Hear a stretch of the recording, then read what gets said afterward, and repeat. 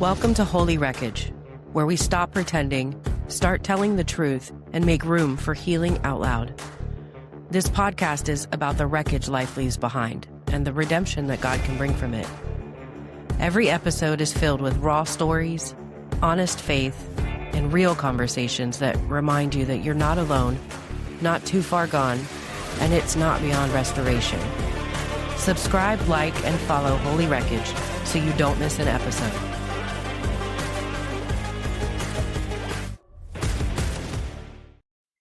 Hi, friends. Welcome back to Holy Wreckage. I am here today with my friend Russ Hedge. We met at a podcasting conference called PodFest here in Orlando, and we met while I was facilitating a prayer meetup group. And he shared his amazing story of being healed from cancer.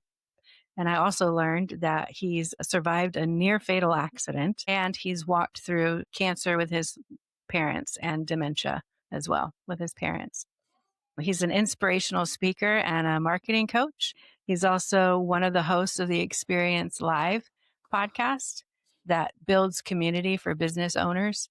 And he's written a book. Most recently, his book is titled Life Happens and Then You Choose. And this book reminds us that while we can't control everything, we can always choose how to respond, trust God's plan, and live with hope and purpose. Welcome to Holy Wreckage, Russ. It's a pleasure and honor to have you. Crystal, it's such a blessing to be here. Thank you so much. Thank you. So you have one book that you just wrote, but you told me you have more books. So tell us about the books that you've written and why you did it. Yeah, well, it's crazy. There's a long story that I won't tell, but the bottom line was I was encouraged by my good friend and co-host of the Experience Live with Russ and Scott to write a book back before COVID hit. And he encouraged me to start a business and look at podcasting and all kinds of stuff. And I was working a 12-hour-a-day job with a corporation, sales and marketing manager, and wasn't even thinking about writing books. But I started my business website and structure, didn't really have time to work on it. But then suddenly, guess what? The world shut down, COVID happened, and I had all this time. So part of that was actually being able to write my first book called Befuddled, Live the Life You Choose. And that was my first book. And so that one took me only about 5 months to write, and I got it published because I had lots of time. And so then I went through a cancer journey, which we could talk more about. But during that, I was up and down, so I wrote 4 anthologies, which meant a chapter in a book with a whole bunch of amazing authors, all international bestsellers, #1 on Amazon, all that stuff. A lot of fun. I didn't have to do the heavy lifting. I just had to write one chapter and they did all the rest. So then this last year, I really felt God moving on my heart and really speaking to me saying, I need to get this book done. And one of the themes that I use besides Life Happens and Then You Choose, which is the name of the book, is God's not done with me yet. In fact, there it is. God's not done with me yet on my shirt that I'm wearing right now. And so I was really felt impressed by God to really inspire and encourage people through my journey, through all the stuff that I've been through, lots of different things. You mentioned several of them. And so bottom line was, I just felt like I really need to move forward. And so I thought, okay, God, does this mean when I write this book, you're going to be done with me then? And at this point, I'm at stage 4 cancer. And I just came out of the hospital because it was shutting down, the treatment was shutting down organs in my body. So I was not in a good spot. But I thought, I'm going to dive into this and really get going. I feel like God's moving me ahead. Well, long story short, they stopped the treatment because I needed to live and not have my organs all shut down. And we just trusted God. I just decided, you know what, God, I'm just going to trust you to take care of this. Long story short, 10 months later, I released my book, Life Happens and Then You Choose. And right after that, my scans showed no sign of disease, cancer completely gone. So it was all this whole process together, praising God for his goodness and being able to get this book out. Actually, that part of it is not in the book. because it happened after I published the book. Yep. So I'll have to write, I guess I'll have to write another one. But anyway, but just to make a long story short, the book is all about perspective in the midst of life challenges and circumstances. And the bottom line is your circumstances don't define you. If you keep a good perspective, you can have a good life even when you're going through challenges. And that's what this book's all about. That is why every day of our lives, life happens, and then we get to choose. We get to That's choose right. where we go from there. What is our perspective? What do we do next? Yeah. I love that. I love life happens and then you choose because in my extended family, I have heard it said, life happens and then you die. But no, that's not the only option we have. We have a Oh, choice and to change our perspective. So you said, right. your perspective happens through life experiences. And so what was life like for you, like growing up? Let's just start there. Was God a part of your life then? You know, walk us through baby Russ. Okay, so baby Russ, my life, I had two amazing parents. I was really blessed. Parents that so loved me and supported me in everything I did, and I did pretty much everything. I was one of those crazy kids, played three sports, did music, drama, everything.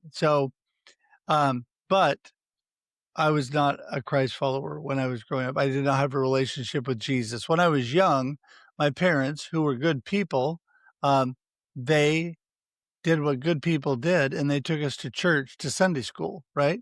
And they let us choose the church. So we went out, we visited churches, we told them which one we liked, and that's the church we went to. Um, and so, but as we grew up, we didn't have that relationship, and neither did my parents. They were great people. They believed in God, but they just didn't have that relationship. And so we just kind of fell away, quit going to church. And then it was later on that I found the Lord. I could tell you that story if you'd like, but the young years were just filled with lots of love and happiness here in my family and all that I was able to do. And I will say that my wonderful, amazing parents, I was able to lead them both to the Lord before they passed. And so that's an amazing thing for me. I love that. Yeah. Okay. So if I remember correctly, your near death experience, it was fairly young, right? You were a late teen. Is that correct? I was 19. Okay. So you're not walking with the Lord and you have a major incident. Tell us what happened and like, where do you think Yeah. God was in that? Well, I know God was in that because God saw the future that I had and my family and the impact on thousands and thousands and thousands of people. And that is not to pat me or my family on the back. That's to give all glory to God because you look, hindsight's 2020, right? You look back and you think, wow, I can see why God spared my life there because if he had not, I wouldn't have married my beautiful wife. I would not have had the two amazing children I have. I would not have spent 30 plus years in ministry. My wife was in ministry, music ministry, and toured with a vocal group. My children are both in ministry. My daughter is currently a worship pastor. My son has been a worship pastor and also now is a professional musician, and they have the opportunity to affect thousands and thousands of people. And so it's just been a real blessing to see. But going back to the accident, um, it was all the pieces in place. I was hit by a car going 65 miles an hour on a highway. They had to stop all traffic on a 4-lane highway. They landed a helicopter. They cut me out of my car with the jaws of life. They flew me by life flight to a hospital in Portland, Oregon. And there was a whole trauma team there ready to operate on me. Had all of those pieces not taken place. Oh, and by the way, there was a nurse and some other medical technician on site when I had the accident that made the call that they needed to call Lifelight because they said this guy will not survive if we send him on an ambulance, which was true. So the bottom line was all the pieces came together because of God's hand. and I lived through that. This was the July 9th of of, 1983. 1983, July 9th. I was in intensive care. I think at first they say I was in an induced coma just because I had major brain swelling and I lost 2.5 weeks of my life. 2.5 weeks I don't remember from that Wow. accident. Yeah, so crazy. But the bottom line was, um, God just did amazing things. And July 9th, it happened. I was back at Oregon State University for my sophomore year in September. I didn't get out of the hospital till August. They let me out just short of a month. It was like 3 weeks and 3.5 weeks, I think, something like that. So I was only in the hospital like 3.5 weeks. They let me out in the first part of August, and in September, I'm actually back at Oregon State, which was crazy. I mean, it's just crazy. So it was all God's hand. Wow. So when you go through that kind of thing, some people may think, oh, well, did you cry out to God? Did you have a moment with God during that time, or was it really just not on your radar yet? I would say it wasn't on my radar yet. I think I should have been calling out to God right off the bat. Mhm. Um, I was definitely God was using my resiliency and what was in me, help me to heal, and move forward, which really then a couple of years later leads to meeting my beautiful wife and getting married and finding the Lord. So, I think that he was just putting the pieces together one step at a time. And it did come to that point, about let's see, it would have been let's see, I'm trying to think what year. So that was my sophomore year. I went back after the accident.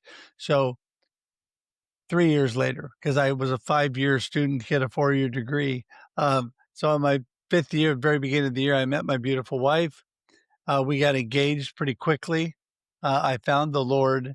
And boy, I tell you, I can remember those days with my heart pounding, knowing I had this God-sized hole inside of me that needed something to fill it, and God was the only thing that could fill it. So made a Mhm. dramatic change to my life, and I jumped into ministry almost immediately.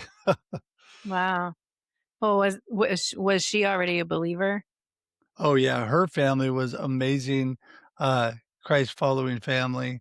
Okay. She grew up with that, and so yeah, and she was really I tell this story many times. My beautiful wife Leah was the perfect example of how to lead somebody to the Lord without sounding condemning, without really, you know, like you're talking down to people and doing things like that. She was a lot of times Christians are a little harsh with people. Yeah. And I mean, we've all been there. I'm not, Oh, yeah. saying I've never been that way, but she was wonderful because I was musical. I'd started at Oregon State as a music major. And so she started feeding me, giving me Christian music. It was the early days of, Christian rock, Christian alternative music. Mhm. So she started saying, "Hey, you might enjoy this because when you're driving to see me, why don't you pop this in and listen to it? You might like it." And so I started listening to this Christian music with good lyrics, good themes. And then she started saying, "Hey, this, got the speaker that I heard the other day. You might be interested in this." And so I started listening to people that were relevant for teenagers, or young adults. And yeah, because I wasn't a teenager then, for young adults, young people, and I was still young. And so I started listening to that, and it wasn't long after that I gave my heart to the Lord. Oh, I love that. My brother has a Yeah, similar story that he met a woman and she led him to the Lord. So yeah, he'll meet you wherever he's got to, even if it is through a woman. that's right, exactly. So you met her, you got married, you had some kids.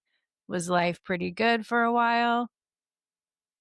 Yeah, really, the young years, I took a job where I was close to home, so I was able to coach and be involved in the school and do all the things with my kids, which was great. And my wife was home in the early years, and then as they grew up a little bit, she went back to work at the school actually, and started being an instructional assistant, and then became a librarian. at the elementary school is what she still does today. Mhm. Um, and everything was going pretty good, and then started to have some issues with my parents, as far as their health. And my dad, first, he got lung cancer, had a major surgery where they took most of one of his lungs, and he had been a lifelong smoker. So I've got to be honest with you, I expected that to happen. I thought both my parents would get lung cancer Mm. because of all they smoked a lot. And so they were wonderful, amazing parents. But, back in the day, everybody smoked. It seemed Yeah. like all my friends' parents, everybody seemed to smoke. So anyway, I know not everybody smoked, but that's what it seemed like. Yeah. And so so my dad got that. Well, the surgery, he was in intensive care in the hospital for a few months before he finally his body got strong enough to live on pretty much one lung. And so he had a few more DC years. He recovered and was able to, do life and drive and do functions and live. He mama lived independently and all that. And then mama was diagnosed with Alzheimer's. And so they were both having other stuff along with that. They were unstable and different things. So I convinced them to make the choice to move into senior living community, but it was independent living. So it's like really nice apartments. They have a restaurant on site with food that they get to eat at for 3 meals a day. It was really nice. And I thought, wow, this is going to be great for them.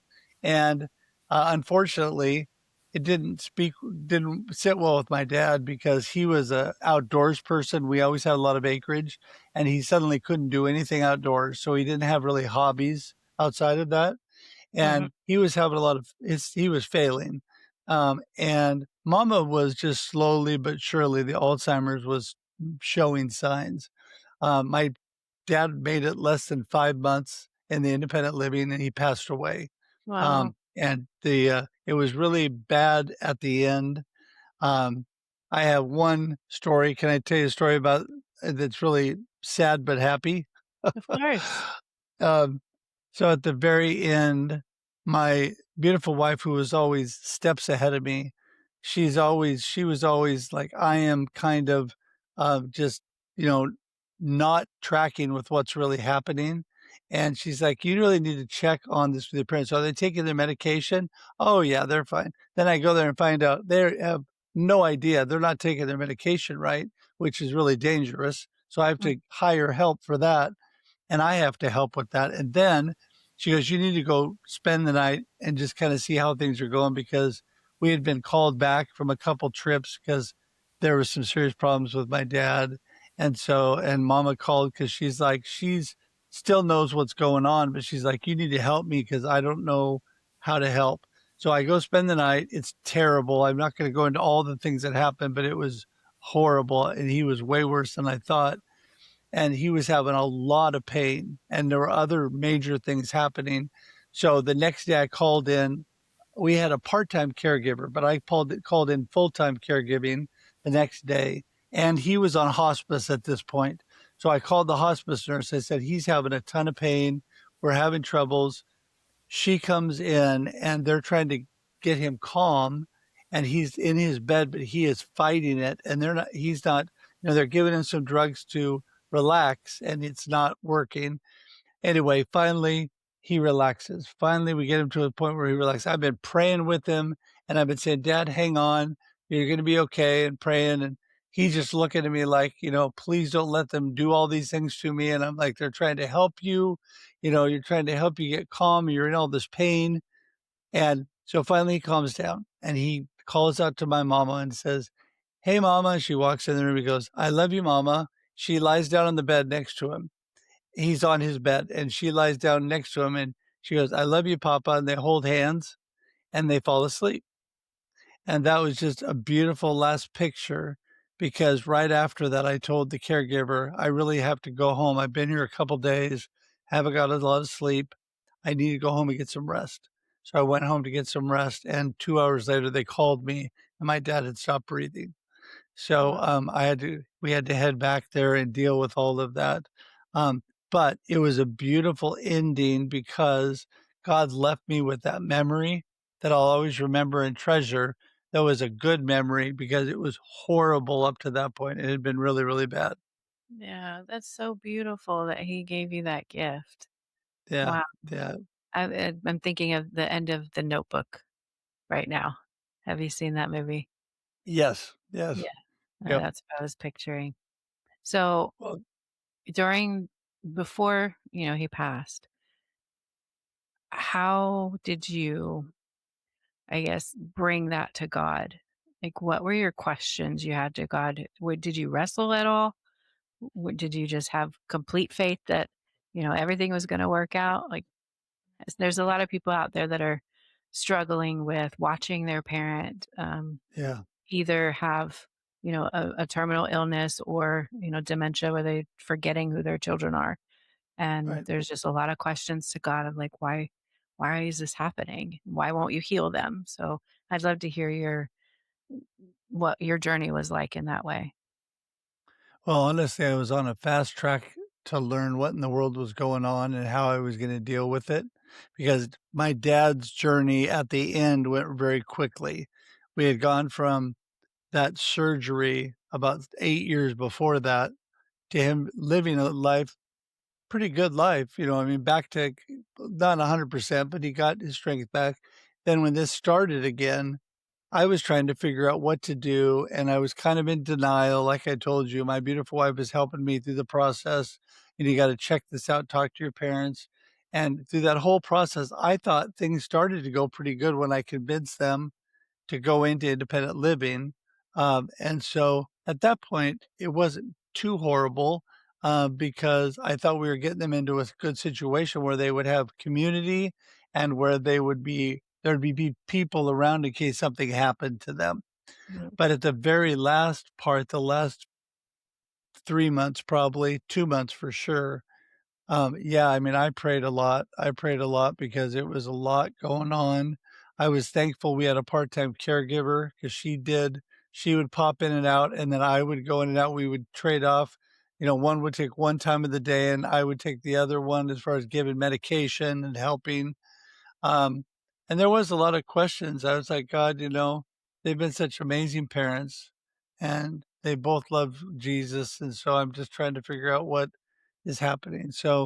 Um, so anyway, uh, but I really, you know what? I mean, God really put me at peace through it. I mean, I had some moments, I had some moments that were really hard to deal with, but I learned a lot. God took me through some lessons to learn how to deal with it because then I was gonna go on to the next 2.5 plus years with mama as she would slowly decline. We moved her to memory care. But in my dad's last couple of months when his dementia kicked in, he had what's called sundowners. And so he would call me in the middle of the night completely disoriented, would not know what was going on, and tell me these crazy stories. Hey, real quick, we're going to pause here for a second. If what you've been hearing today is hitting close to home, I want you to know that your story matters too. Holy Wreckage is looking for guests who are ready to share their testimony. The real one, not the cleaned up version, the one that still has scars on it.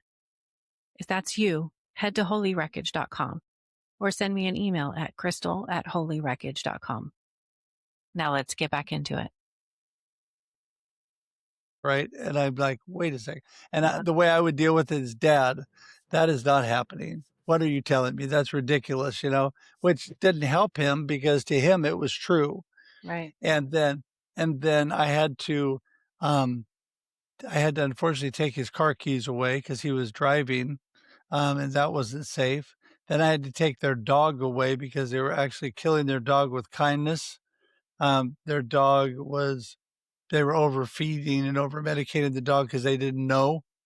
They didn't know. So, those were pretty horrible situations, but I got through them, but I learned a lot.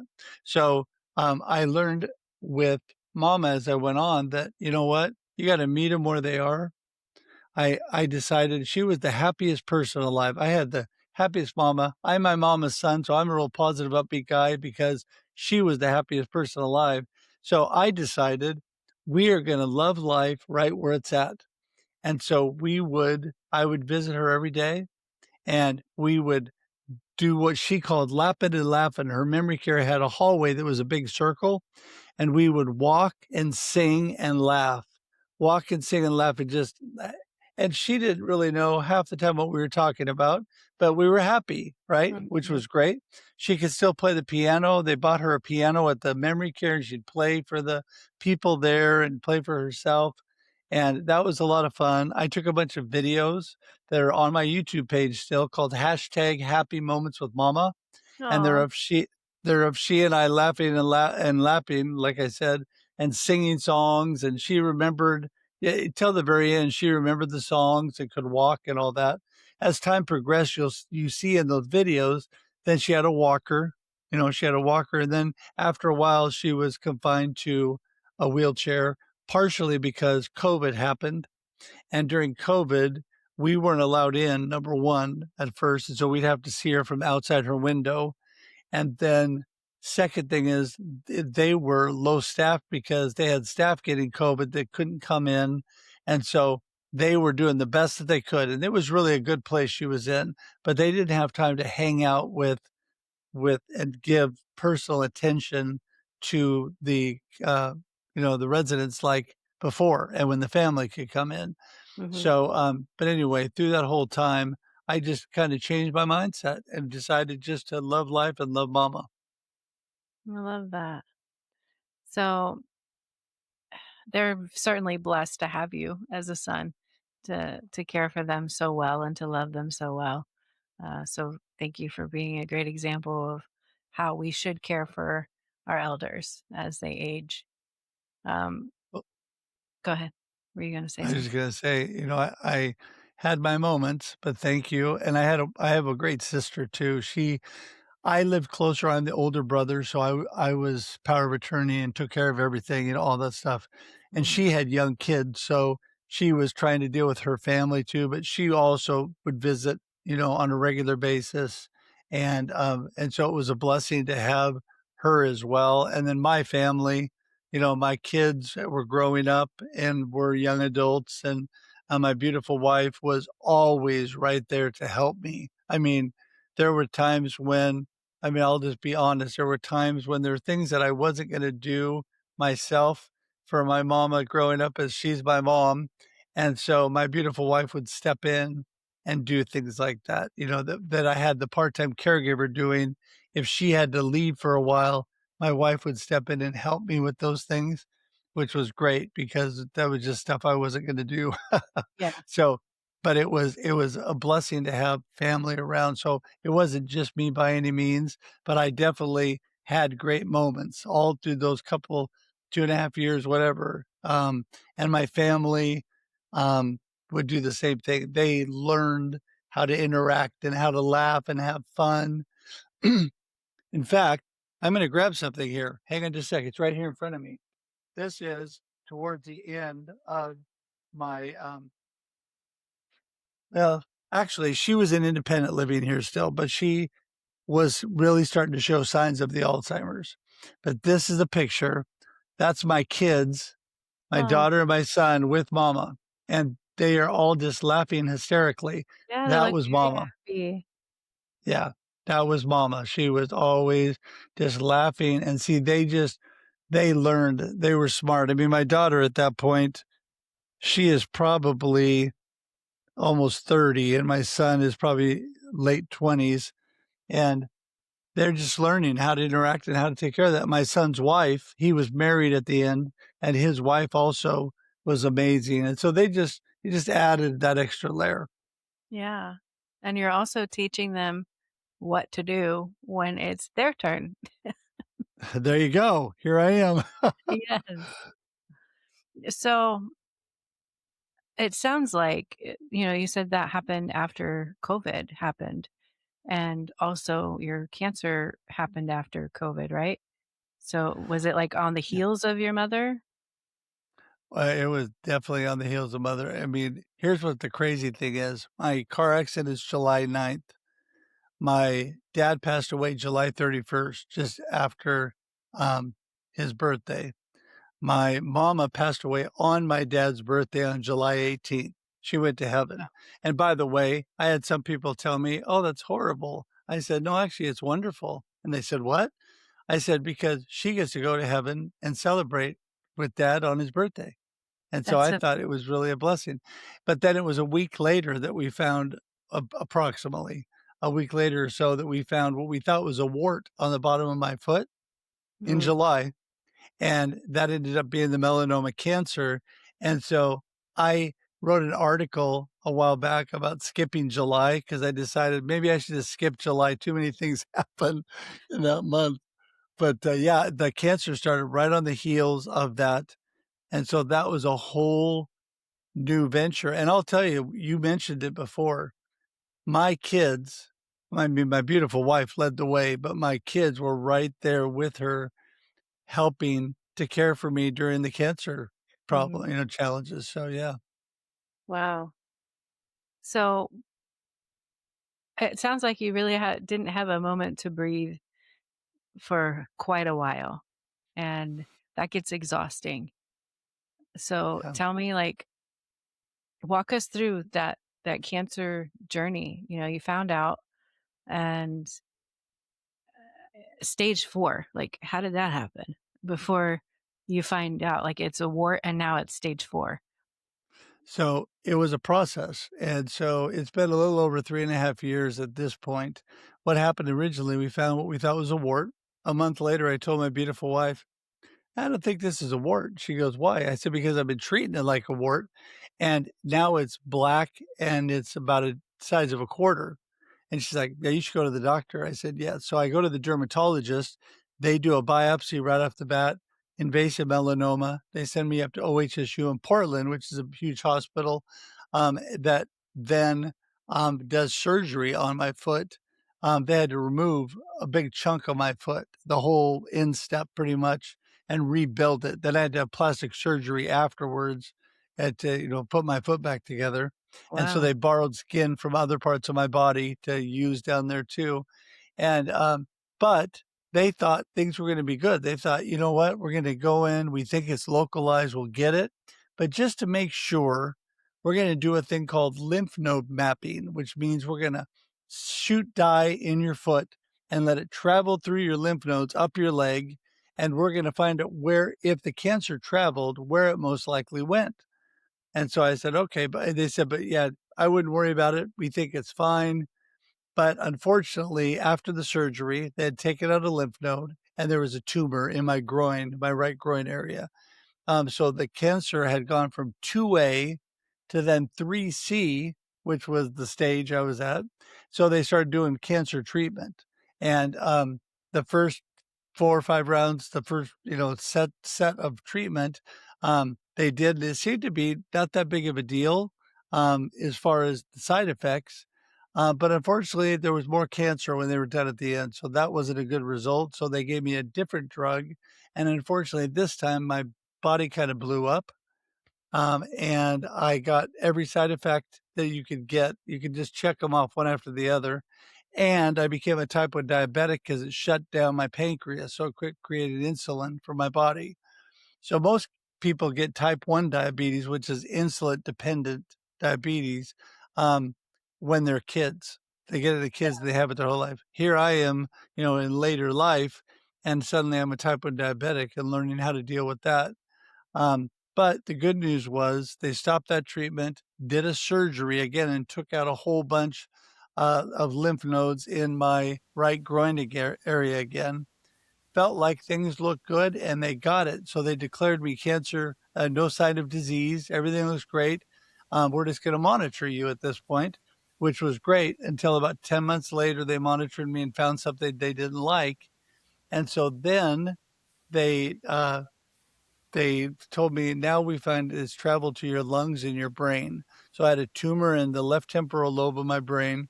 I had two kind of little pockets in my lungs, and then it was back in my groin too. So I had to go back into treatment again. That treatment didn't go so well either because after 4 treatments, I ended up in the hospital. I was at stage 4 at this point. And so when they found it in my lungs and my brain, I was in stage 4. And yeah, they just basically got to the point again where they had to stop treatment because it shut down a whole bunch of other organs of my body, and it was killing me faster than the cancer was. I have great doctors, by the way, that have been right on top of things, and I'm very thankful for them.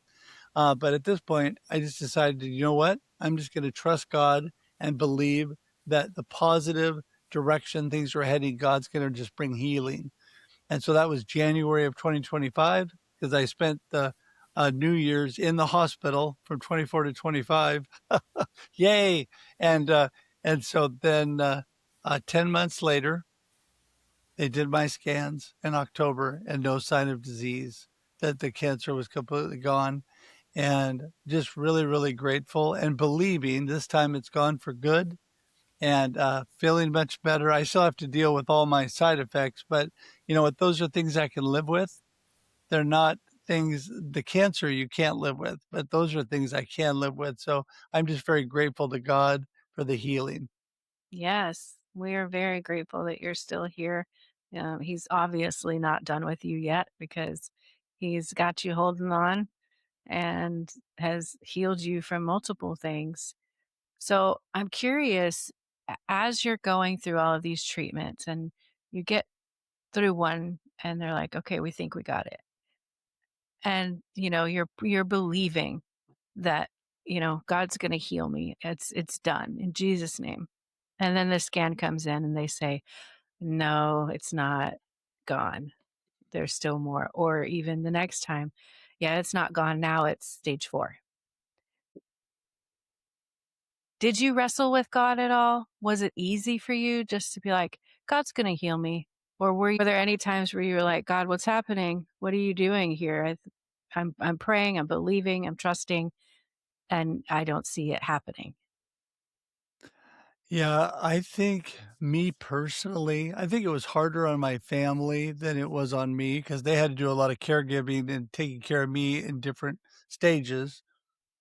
And, my beautiful wife, she worries about me, and about that happening.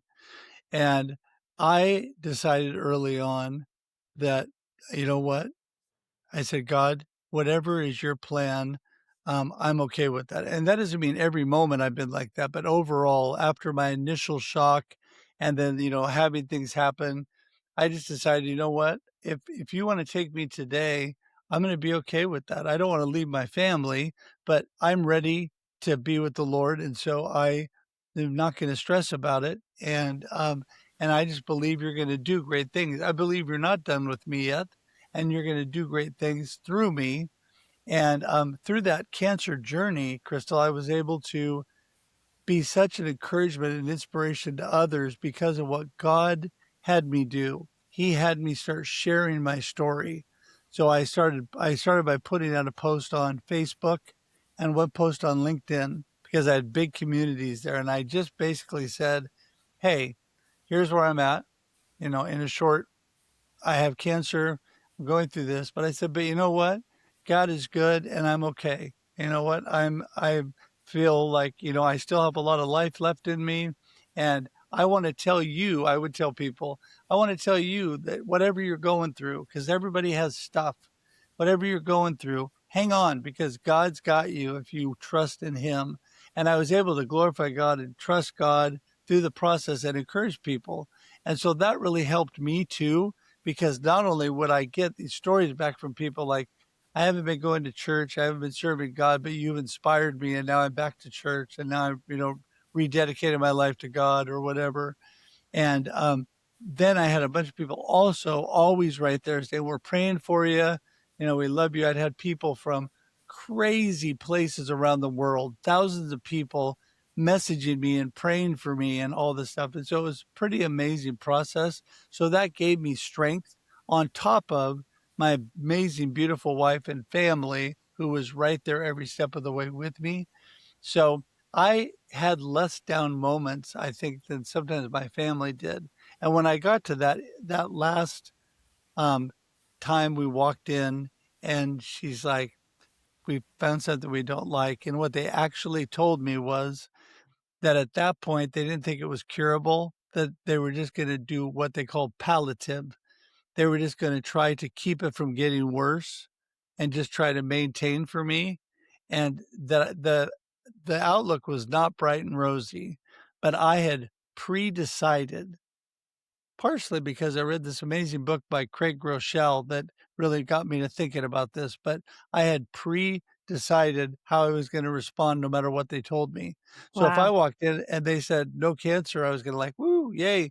If I walked in and they said, "Oops, you got cancer," then I was ready. I said, "Okay, what are we gonna do? How are we gonna attack it? Or can we start yesterday? Can we Mhm. get moving?" I was ready to go. So I really had set my mindset to tackle either one. And so, yeah, I mean, I think that I'm blessed by God to have a pretty good perspective and mindset right off the top. And so I sometimes tell people I have an unfair advantage because God created me that way. But yeah, it can be very tough. And there's a lot of people that go through it that have a much rougher time than I did. Yeah. Yeah. Well, wow, you have a powerful testimony. And so just to wrap up that story, so you stopped treatment because it was killing you faster than the cancer was. Yeah. And how did you how did you heal? You just left it alone and like, okay, it's in God's hands now? Yeah, I mean, that's what we did. We chose from a doctor's perspective, they thought, I mean, it was shrinking and it was heading the right direction as far as the cancer. So that was good. Um, and from my perspective was, well, I can't keep taking treatment. And we all agreed on that. I mean, they were canceling the treatment. When I walked into my appointment, my doctor and I looked at each other at the same time and said, we're stopping because obviously couldn't do that. But yeah, it was just like I just decided, you know what? It's in your hands, God, and I'm just going to trust you. And I went to my appointments, and slowly they looked a little better to where I finally got to the one where it just said, no sign of disease. And there's still stuff they're keeping an eye on. You know, they just want to make sure in a couple areas they don't think there's any cancer in my body, but there's a couple little things they just keep an eye on just to make sure. And none of those have changed since that diagnosis, since I got by October. I had another one in January. I get them every quarter, and I have a PET scan, MRI, and they also did a CAT scan or a CT scan this time as well, because they thought maybe they saw something in my bowel area, and everything was clear, everything was clean. So yeah, I was really blessed, and so yeah, I'm just I'm living life every day and believing that God's going to take care of this for good. But you know what? No matter what happens to me in the future, I love the Lord with all my heart, and I'm just going to enjoy life. I'm going to enjoy my beautiful wife and family, and just love every day. I love that. So what are you doing nowadays? Like I said a little bit of it when I introduced you, but I'd love to hear you tell the audience about like what you have to offer the world. Well, I tell you, I have a lot to offer the world, as do all of you that are watching. And Crystal, you too. I mean, I'm telling you, when we met, I knew right off the bat you were a powerhouse for God. And so just really appreciated that prayer time at Podfest. But in fact, I was so excited when I knew that there were other Christ followers that wanted to pray. I'm like, yay. Yeah, Um, thank you. but, every day I actually you talked about one of my live streams. I actually have 6 live streams a week, Wow. and I'm an inspirational speaker, and I speak to cancer groups, I speak to dementia, Alzheimer's groups, senior groups. I also speak to businesses, and I just really am there to inspire and encourage people to lift them up and show them that in the midst of not always great circumstances, that there's still life. And I love the quote or it's called The Divine Equation by Chip Ingram, an amazing pastor and author. It's called The Divine Equation, and it's C plus P equals E. And that's your circumstances plus your perspective equals your experience. Oof. So the way you look at things determines what your life is all about and what you see, right?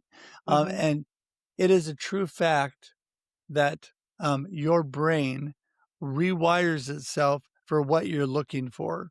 It is Mhm. the way that God created our bodies. If you're looking for bad stuff, you're going to find it everywhere. But if you're looking for good stuff, it's going to rewire itself and you're going to see a whole lot more good and life's going to be a whole lot better. So I Yeah. just encourage people that all the time. Just keep a good perspective. Just realize tomorrow's a new day. My dad used to always say that to me. You may be having a crummy day today, Russ, but you know what? Tomorrow's a new day. And what he meant by that was go to bed, get a good night's sleep, wake up with a fresh perspective, and things look a whole lot brighter. I love that. Your dad was full of wisdom, it sounds like. Yes, he So, was. where can people find you if they want to know more? If they're walking through a journey similar to yours, where can they find you? Well, I keep things really simple because I'm a simple-minded guy. So russhedge.com.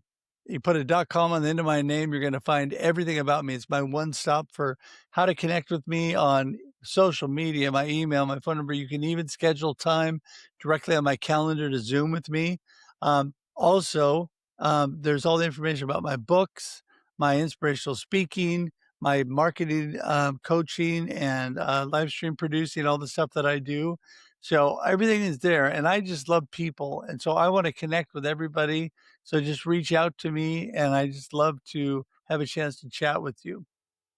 Thank you. I encourage our listeners to reach out to you. You're a pleasure to talk to. I'm sure you'll be a blessing to anybody that you come in contact with. Thank you so much for sharing your story today. I praise God that the work that He's done in your life and that He's continuing to do. He's not done with you yet. So thank Amen. you so I much, believe Russ. that. Thank you, Crystal. You're welcome. That's a wrap. Thanks for being here for Holy Wreckage, where we tell the truth about pain, healing, and the God who still redeems the mess. If this episode hit home, don't just move on. Subscribe, like, and follow so you don't miss what's next. And share it with someone who needs hope. For more faith-based tools, support, and resources to help you walk through your own wreckage, visit holywreckage.com/resources. Until next time, remember this: your story isn't too far gone for God. It's not too broken or too messy. He still restores, He still rebuilds, and He's not done yet.